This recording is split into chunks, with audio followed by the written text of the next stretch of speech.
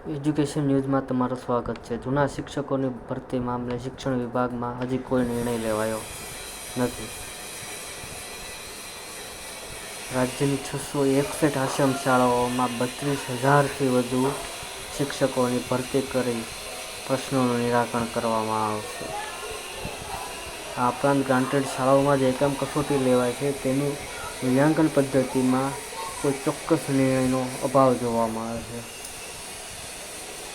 શિક્ષણ સહાયકોની ભરતી હજી સુધી ન કરાતા ટાટ પાસ ઉમેદવારોને અન્યાય થઈ રહ્યો છે. સરકારી ઇજનેરી કોલેજમાં સૌ પ્રથમવાર રેકોર્ડ બ્રેક 9500 વિદ્યાર્થીએ એડમિશન લીધેલું છે. છેલ્લા 3 મહિનાથી રાજ્યમાં શિક્ષકો વગર શિક્ષણ કાર્ય શરૂ છે. આ જ્ઞાન સહાયકમાં ફાળવણી વગર શિક્ષણ